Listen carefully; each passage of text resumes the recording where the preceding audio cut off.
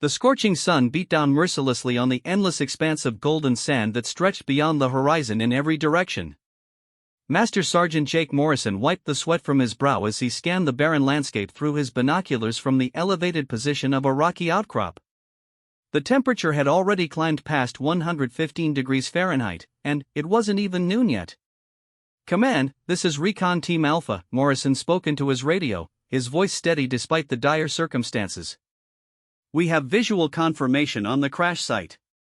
Aircraft is completely destroyed.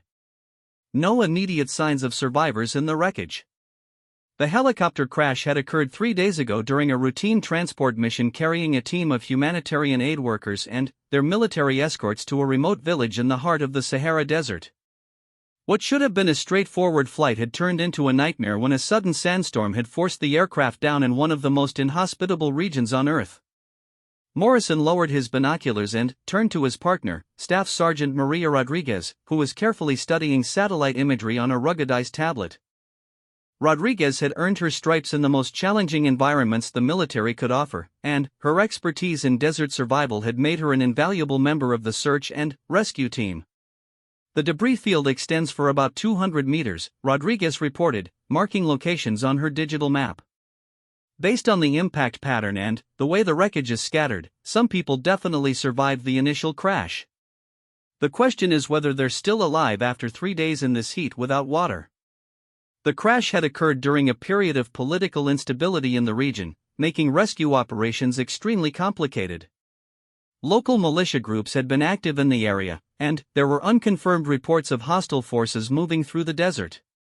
The official rescue teams had been delayed due to security concerns and diplomatic complications, leaving the survivors to face the brutal desert conditions alone. Morrison studied the horizon, noting the shimmer of heat waves that made the distant landscape appear to dance and waver. He had served in desert environments before, but nothing quite like this. The Sahara was unforgiving, a place where even the most experienced desert dwellers could quickly find themselves in mortal danger if they weren't properly prepared. "Look at this," Rodriguez said, pointing to marks in the sand near the crash site. "Footprints leading away from the wreckage. Multiple sets, heading northeast toward those distant hills. They must have decided to try walking out instead of staying with the aircraft." Morrison nodded grimly. It was a decision that could save their lives or seal their fate. Staying with the wreckage would make them easier to spot for rescue teams, but it also left them completely exposed to the sun with no shelter and no water source. Walking toward the hills might offer the possibility of finding shade or even water, but it also meant expending precious energy and potentially getting lost in the vast desert. "How long ago were these tracks made?" Morrison asked, kneeling down to examine the footprints more closely. "Based on the wind patterns and the way the sand has shifted, I'd estimate these were made within 6 to 8 hours of the crash," Rodriguez replied. They were thinking clearly enough to gather supplies and make a coordinated decision to move as a group. The search team had been tracking the missing group for 2 days now, following a trail that was becoming increasingly difficult to read as desert winds erased the evidence of their passage. Morrison's team was part of a larger search operation that included multiple military units, but they were the advanced reconnaissance element, moving light and fast to locate the survivors before it was too late. "Command, Recon Alpha," Morrison radioed again. "We're picking up the trail leading northeast from the crash site. Requesting permission to continue tracking while conditions are still favorable." The response crackled through his earpiece after a brief delay. "Recon Alpha, be advised that we have unconfirmed reports of hostile activity in your area of operations. Maintain heightened alertness and report any contact immediately. You are cleared to continue tracking, but do not engage any hostile forces without backup." Morrison acknowledged the transmission and signaled to Rodriguez that they would continue the pursuit.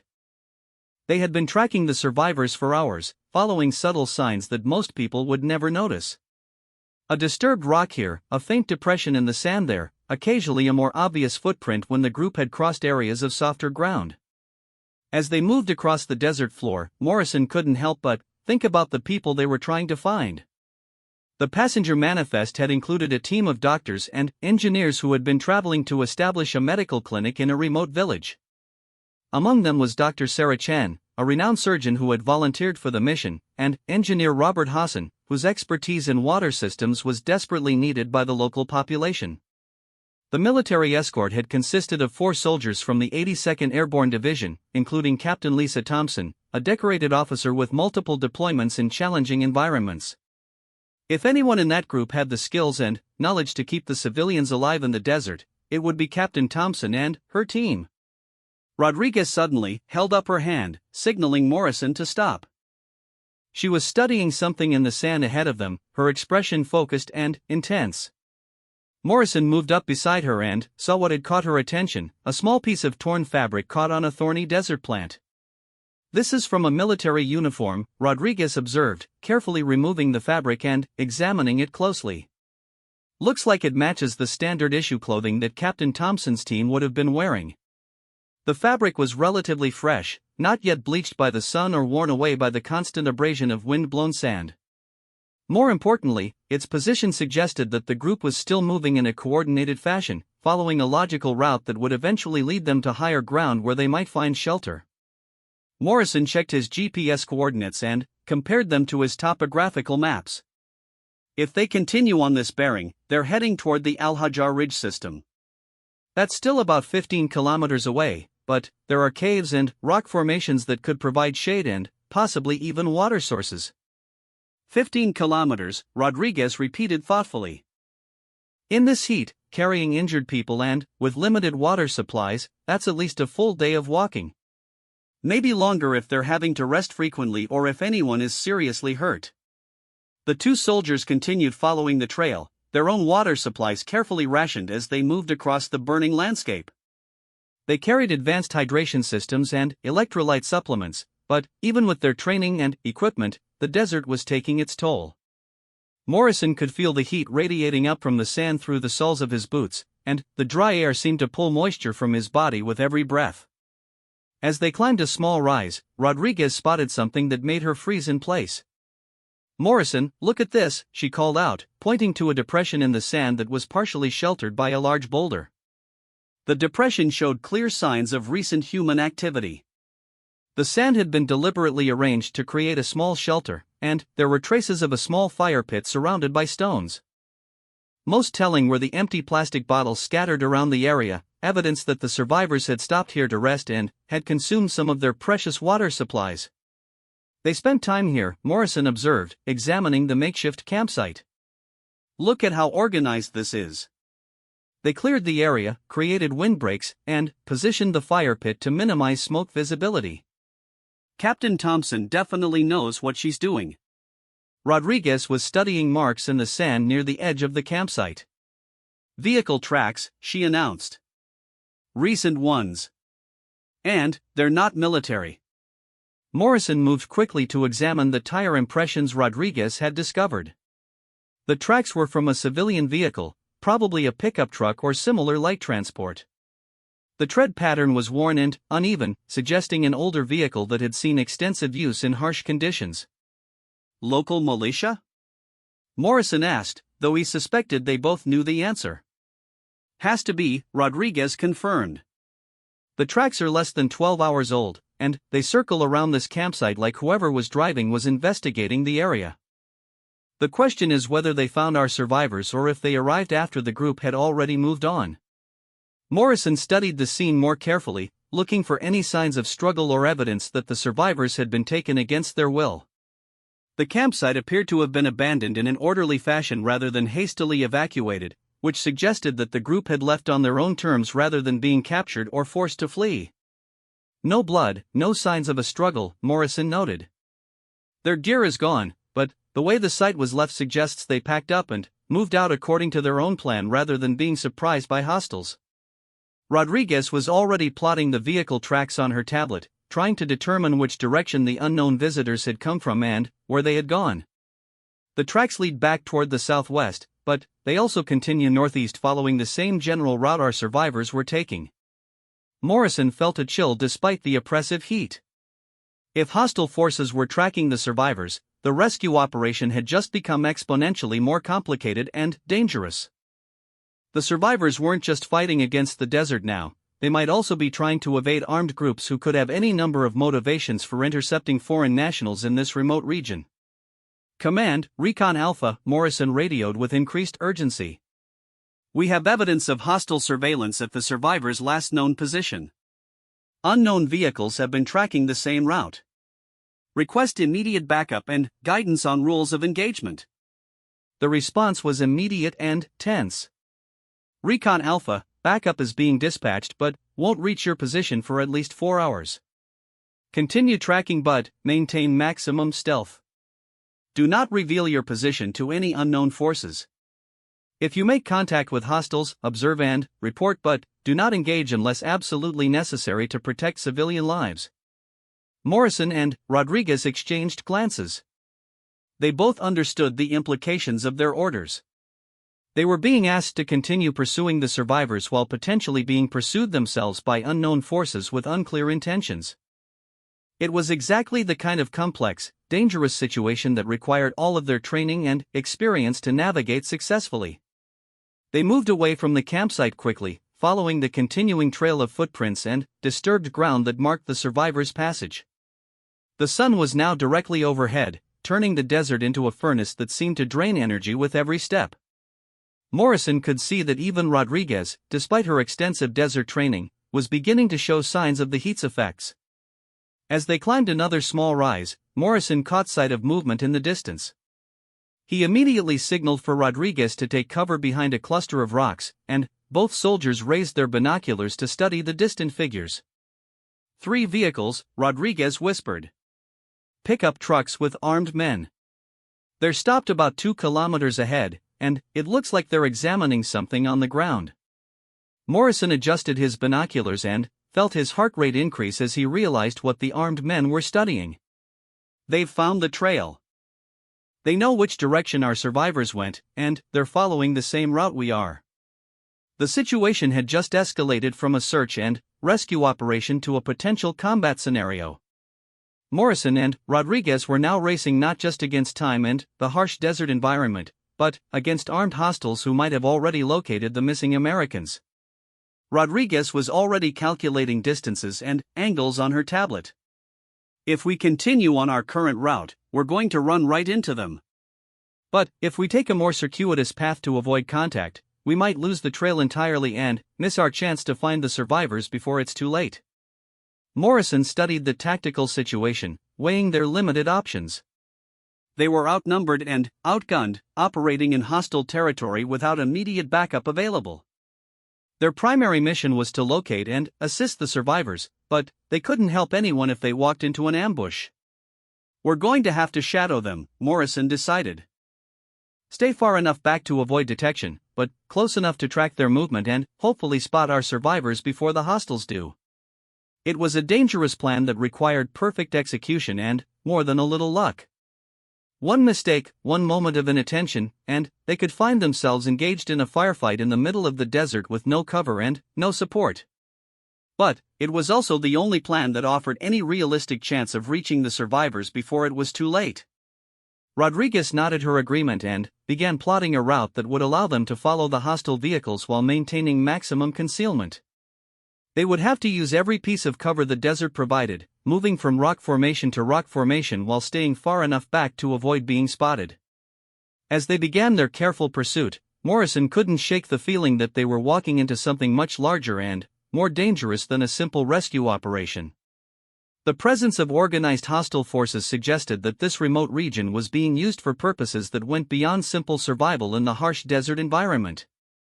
The heat continued to build as the afternoon progressed, creating conditions that were nearly unbearable even for experienced soldiers with proper equipment and training. Morrison found himself thinking about the civilians they were trying to reach, wondering how people with no desert survival training could possibly survive in these conditions for multiple days without adequate water and shelter. The radio crackled softly in Morrison's ear as command provided an update on the larger rescue operation. Additional teams were en route, but the nearest military assets were still hours away. Intelligence reports were confirming increased hostile activity throughout the region, suggesting that the missing Americans might have stumbled into an area controlled by armed groups engaged in smuggling or other illegal activities. Morrison and Rodriguez continued their careful advance, using every available piece of cover to mask their movement while maintaining visual contact with the hostile vehicles in the distance. The desert landscape provided surprisingly good concealment for experienced soldiers who knew how to use the terrain, but it also made it difficult to maintain consistent surveillance of their targets. As they moved deeper into the desert, following the trail that led toward the distant hills, Morrison realized that they were entering the most dangerous phase of their mission. The survivors were somewhere ahead, probably growing weaker by the hour as dehydration and heat exhaustion took their toll. The hostile forces were actively pursuing the same trail, with unknown intentions but clearly superior numbers and firepower. Time was running out, and every decision could mean the difference between life and death for everyone involved. The afternoon sun had transformed the desert into a shimmering hellscape of superheated air and blinding reflected light. Captain Lisa Thompson pressed herself against the meager shade provided by an overhanging rock ledge, her military training the only thing keeping her focused as she watched over the group of survivors under her protection. 3 days had passed since the helicopter crash, and their situation was becoming increasingly desperate. The initial optimism that had carried them away from the wreckage had given way to the grim reality of their circumstances. Water was nearly gone, the heat was becoming unbearable, and 2 members of their group were showing serious signs of heat-related illness. Dr. Sarah Chen was treating engineer Robert Hassan for what appeared to be the early stages of heatstroke. Hassan's body temperature was dangerously elevated, and he was becoming increasingly disoriented despite Chen's efforts to cool him using their rapidly dwindling water supplies. "We need to find shelter soon," Chen whispered to Captain Thompson, careful to keep her voice low enough that the other civilians couldn't hear. "Hassan can't continue much longer in this heat, and, frankly, none of us can. We're all showing signs of severe dehydration." Thompson nodded grimly. She had been making the same calculations in her head, and every scenario ended the same way. Without water and proper shelter, they had perhaps 12 hours before people started dying. The hardy rock formations visible in the distance offered the possibility of caves or overhangs that could provide relief from the sun, but they were still several hours of walking away, and she wasn't sure everyone in the group could make that distance. Private First Class Danny Martinez, one of her soldiers, approached with a concerned expression. Martinez was young but competent, and his skills as a radio operator had been invaluable in their attempts to contact rescue forces. Unfortunately, their radio equipment had been damaged in the crash, leaving them with only limited communication capability. "Captain, I've been getting fragments of radio chatter," Martinez reported quietly. "Sounds like there are multiple search teams looking for us, but I also picked up some transmissions in Arabic that I didn't recognize. Could be local authorities, but the tone suggested they might be hostile." Thompson felt her stomach tighten. The presence of unknown forces in the area complicated their situation enormously. If hostile groups were operating in the region, their best chance of survival might be to avoid all contact until friendly forces could locate them. But avoiding contact meant staying hidden, which limited their ability to signal for help and made it even more difficult for rescue teams to find them. "Keep monitoring the radio," Thompson instructed. "Any transmission that sounds like it's coming from U.S. forces gets immediate priority. And, Private Martinez, I need you to set up a watch schedule. We can't afford to be surprised by anyone approaching our position." The group had already lost 1 day of precious time when they had been forced to take shelter during a sandstorm that had reduced visibility to mere meters. The storm had been both a blessing and a curse, providing them with some relief from the direct sun while simultaneously erasing their tracks and making it more difficult for search teams to follow their trail. Specialist Amanda Foster, Thompson's medic, was moving between the group members checking their condition and rationing their remaining water supplies. Foster had proven invaluable in maintaining group morale while providing medical care with extremely limited resources. "We have maybe 6 hours of water left if we maintain current consumption rates," Foster reported to Thompson.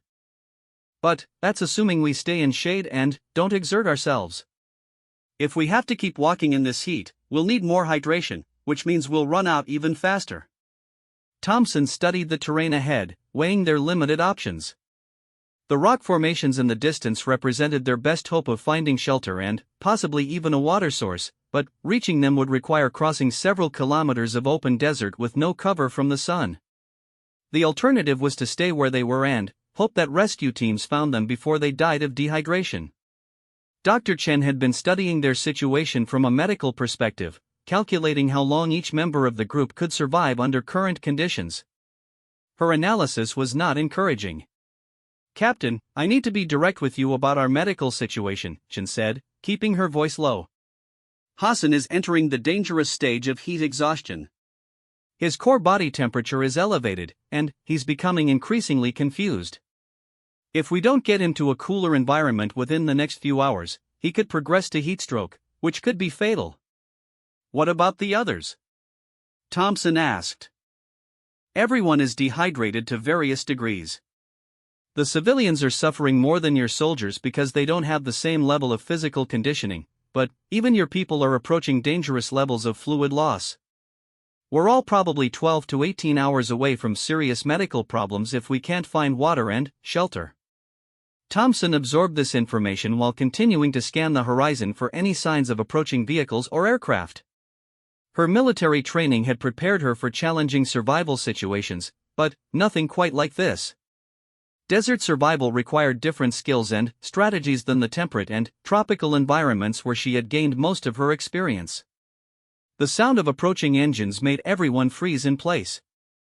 Thompson immediately signaled for the group to take whatever cover they could find among the rocks and sparse vegetation, while she and her soldiers prepared to assess whether the approaching vehicles represented rescue or a new threat.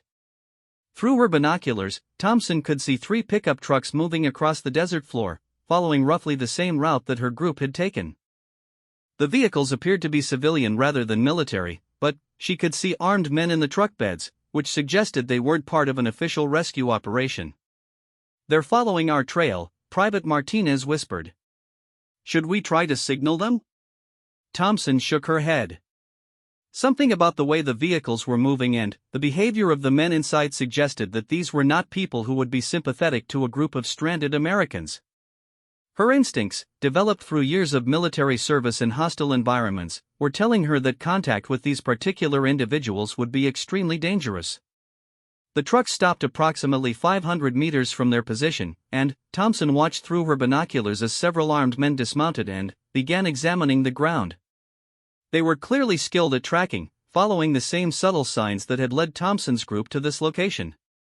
One of the men appeared to be pointing in their direction, and Thompson realized with growing alarm that their current hiding place might not provide adequate concealment if the trackers decided to conduct a thorough search of the area. "We need to move," Thompson whispered to her team. "Quietly and carefully, but we need to put some distance between us and those vehicles."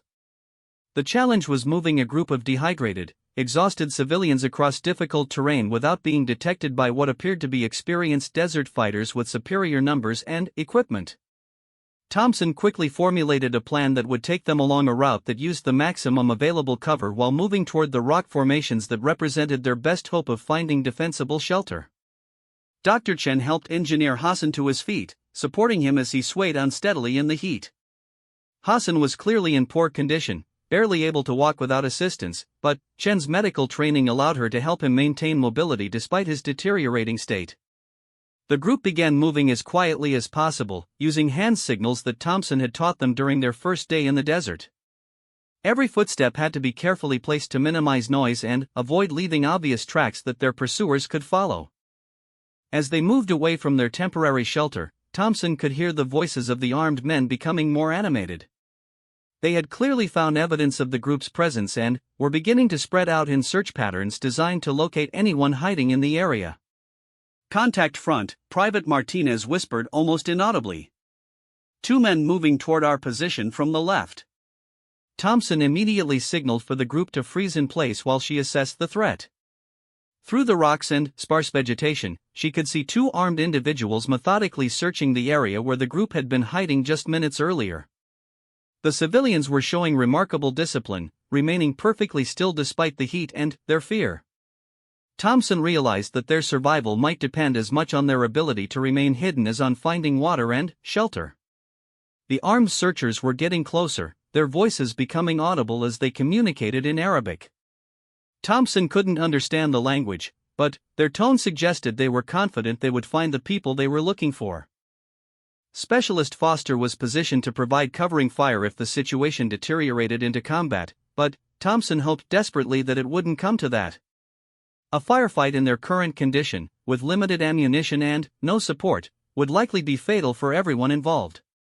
One of the searchers passed within 10 meters of where Dr. Chen was hiding with Engineer Hassan. Hassan was barely conscious, and Chen had to use her hand to muffle any sounds he might make while fighting to remain alert enough to stay hidden.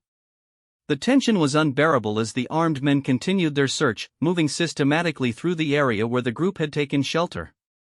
Thompson could see that they were experienced and methodical, the kind of people who wouldn't give up easily once they had found a trail to follow.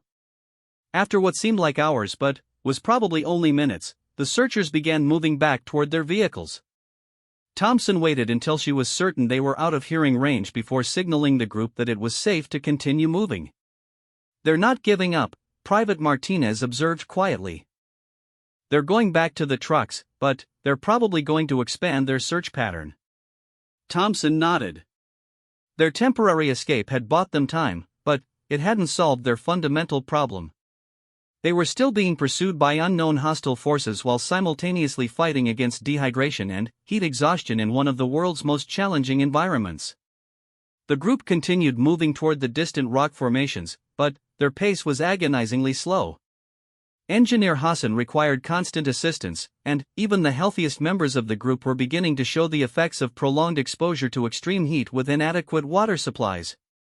Dr. Chen was monitoring everyone's condition while helping Hassan maintain mobility. Her medical training allowed her to recognize the warning signs of heat-related illness, and she was seeing those signs in multiple group members. "Captain, we're going to start losing people soon," Chen warned quietly. The human body simply cannot function indefinitely under these conditions without adequate hydration and shelter from the sun. Thompson was acutely aware of their deteriorating situation, but she also knew that stopping to rest in the open desert would be equally fatal. Their only chance was to reach the rock formations ahead, where they might find caves or overhangs that could provide shelter and, possibly even water sources. The sound of engines starting in the distance confirmed Thompson's suspicions that their pursuers weren't giving up. The vehicles were moving again, probably expanding their search to cover a wider area now that they knew the group was somewhere in the vicinity. "They're spreading out," Foster observed, watching the vehicles through binoculars. "Looks like they're trying to cut off our route to those hills." Thompson studied the tactical situation, trying to find a path that would allow them to reach shelter while avoiding contact with the search teams. The desert landscape provided limited options, and every route toward the rocks required crossing open ground where they would be visible to anyone with binoculars. "We're going to have to risk it," Thompson decided. "If we stay in the open, we're going to die from the heat. If we get caught by those vehicles, we might die anyway, but at least this way we have a chance." The group began moving more quickly, abandoning some of their stealth in favor of speed as they tried to reach the rocky terrain before their pursuers could intercept them. It was a calculated risk that could save their lives or doom them all. Engineer Hassan collapsed twice during the hurried movement toward shelter, and each time Dr. Chen had to help him back to his feet while Thompson and her soldiers provided security. Hassan was clearly reaching the limits of his endurance, and Thompson realized they might soon have to make impossible decisions about the group's survival. As they approached the base of the rock formations, Thompson could see that their pursuers had also spotted their movement. The vehicles were now heading directly toward their position, and it was going to be a race to see whether the group could find adequate cover before being overtaken by superior numbers and firepower. There, Foster pointed toward a narrow canyon that cut into the rock face. "That looks like it might lead to caves or at least provide some defensive positions."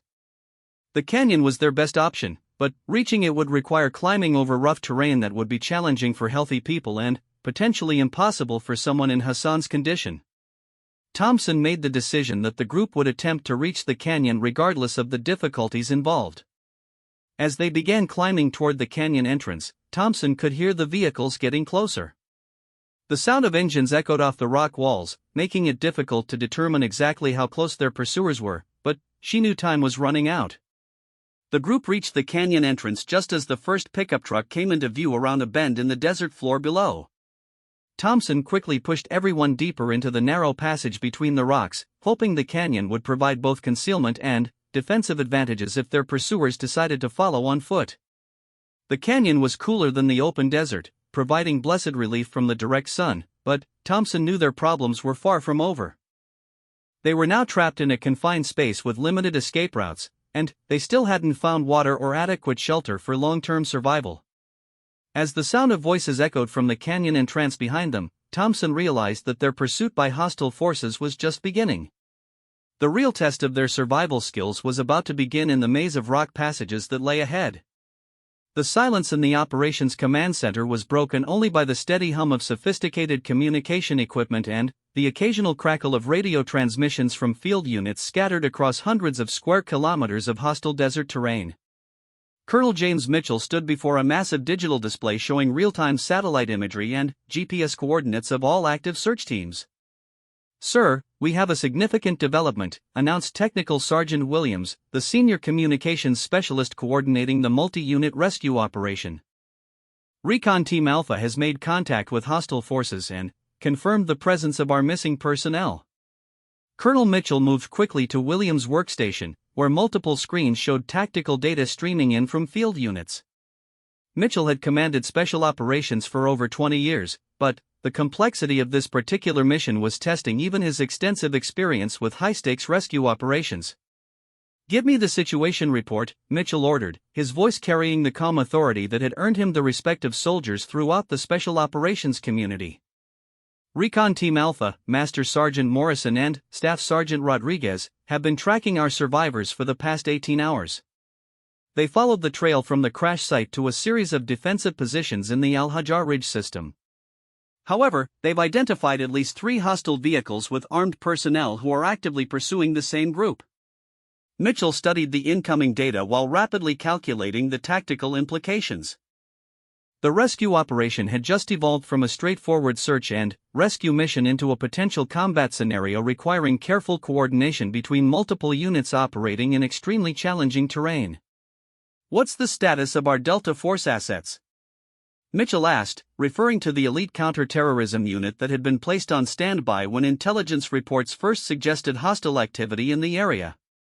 "Delta Team Bravo is currently 20 minutes out from the target area," Williams reported.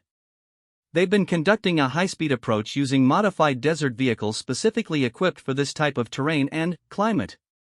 Team leader is Major Sarah Kane, with 8 operators trained in desert warfare and hostage rescue operations." Mitchell nodded approvingly.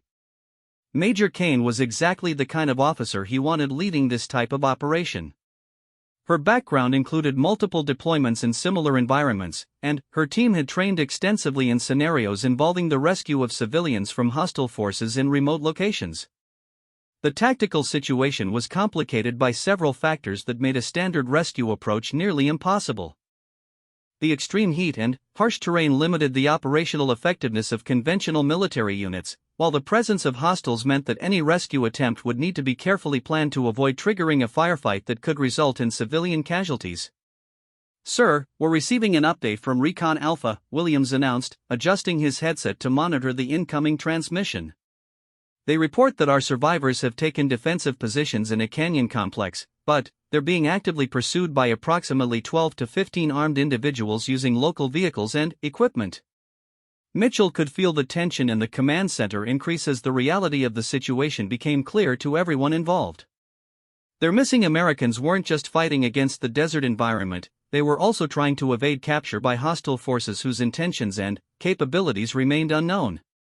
"Patch me through to Major Kane," Mitchell ordered. "I need to coordinate directly with the Delta team leader before they reach the target area."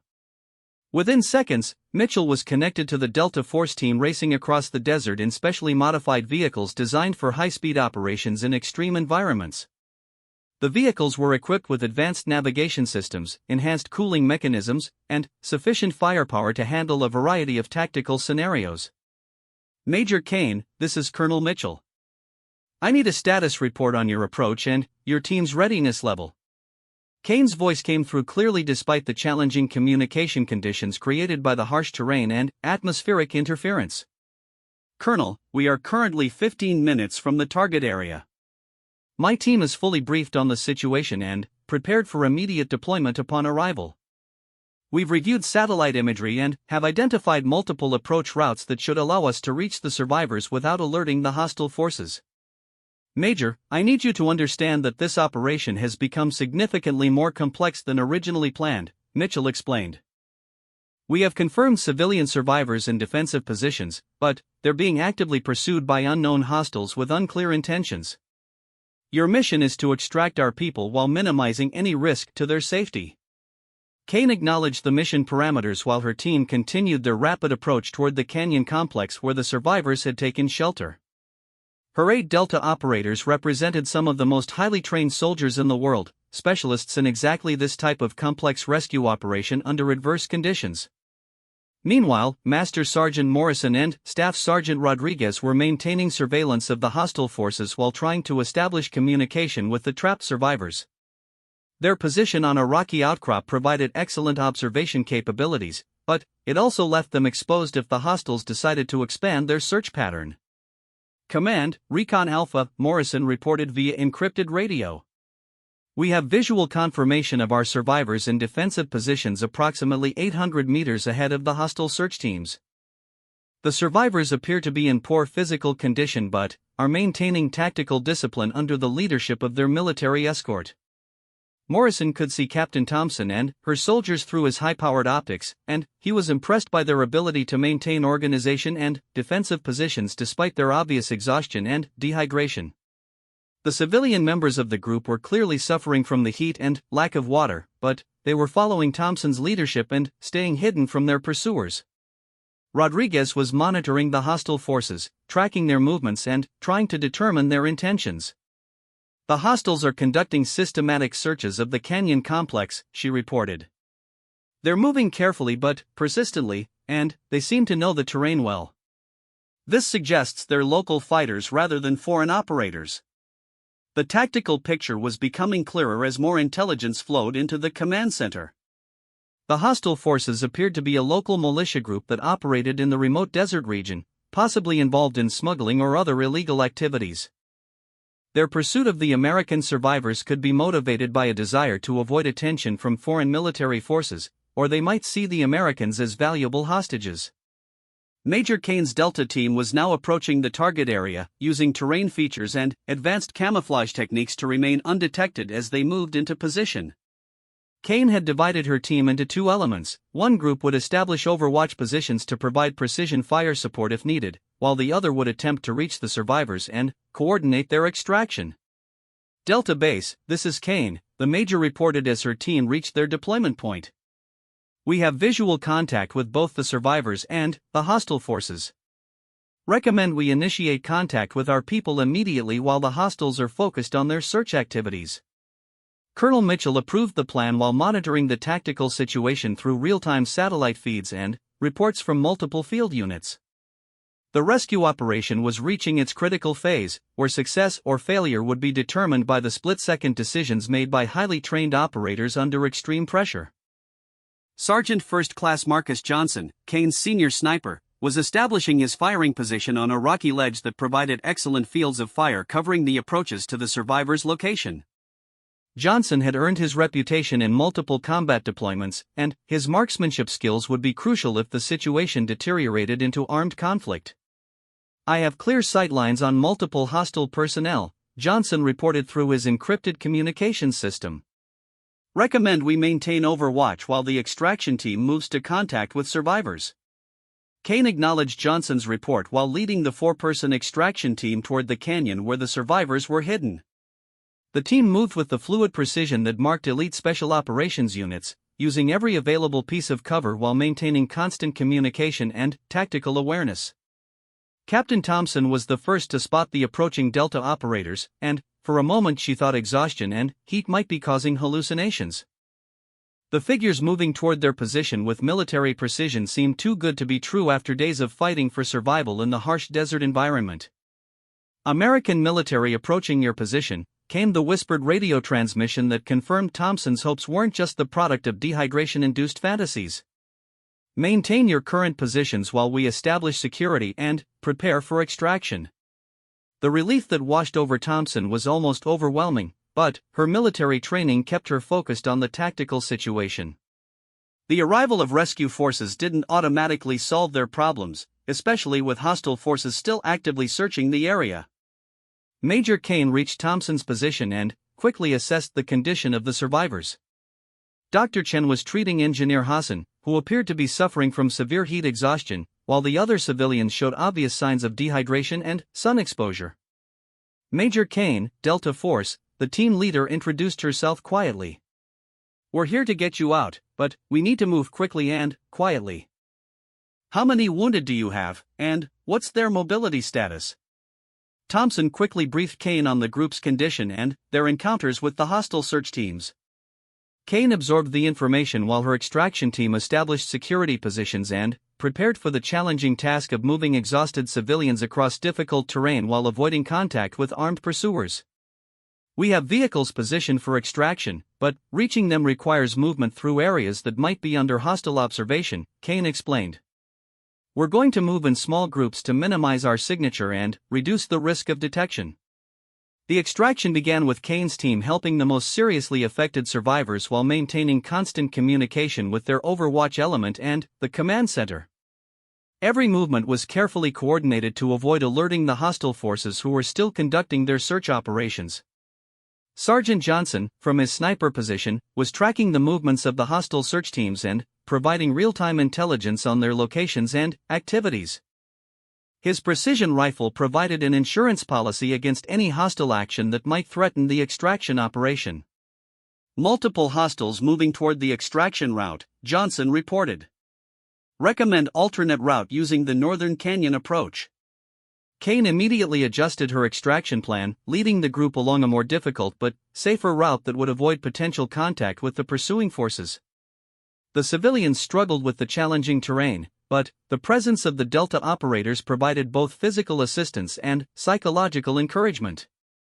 Dr. Chen continued providing medical care to Hassan while the group moved toward the extraction point.